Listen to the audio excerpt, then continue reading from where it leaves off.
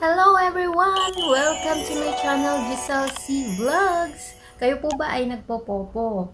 And gusto nyo po bang mag-recharge? Pero ang gusto nyo gamitin is USDT. Madali lamang po yan. Yung aking USDT ay nasa Binance app. So, yun lang po ang available ko. Kung meron po kayo ibang apps na merong USDT, pwedeng-pwede nyo pong gawin yun. So, sisimulan na natin kung paano tayo mag-recharge gamit ang USDT. And by the way, gamit ko sa Popo is agent account. So, magre-recharge ako.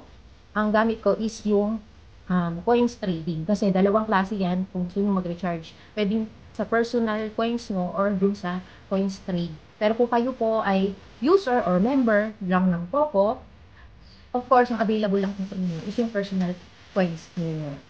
So, simulan na natin.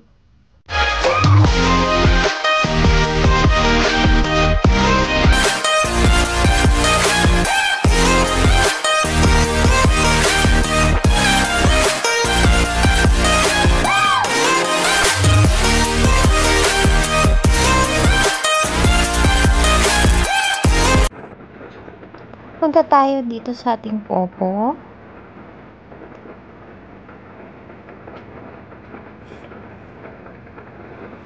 Next, dun tayo sa ating dashboard. Ayan. So, gusto natin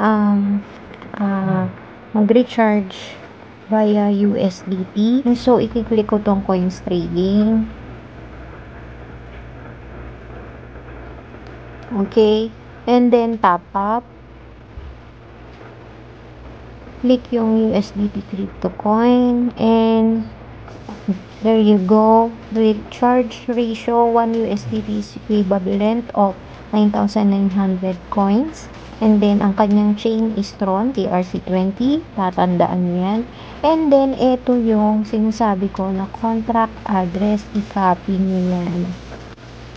Yan. Pag na-copy nyo yan, punta na tayo dun sa Binance. Okay, nandito na ako sa Binance app and nandito ako sa home. Ayan, may laman siya. I-click ko tong asset. Ayan. And transfer ko muna daw siya sa spot wallet. So, i-click ko tong transfer. Then, i-max ko. Then, click confirm transfer. Then, okay. Then, punta tayo dito sa spot. And then, nandito na siya sa spot. Next is, i-click natin yung USDT. Then, click withdrawal. Send via crypto network. Then, long press. Para makita. Yan, ipipaste lang natin. Then, yung network. Tron TRC20. And then, imamax ko na siya. Nasa sa'yo na kung ilan ng ano. Pero sabi ko minimum 10 po. Ang pagbili, pagbenta, at pag-withdraw. Ganun po, minimum. So, again, ang sabi ko, may network fee na 1 USDT. At ang ma-receive na lang po natin ay 16.63 USDT. So, click withdraw. Again, pinapa-confirm kung tama. Then, click confirm. Siyempre, hindi basta-basta yan. May security tayo. And then, click natin ang view history.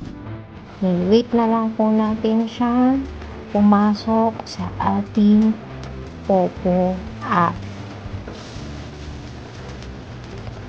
And there you go.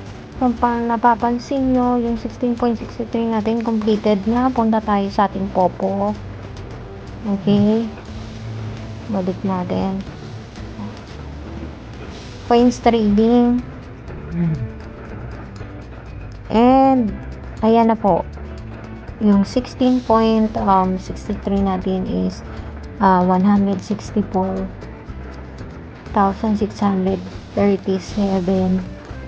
coins. So, pwede na natin ipang-recharge sa sarili natin or sa mga member natin kasi ito po ay agent account.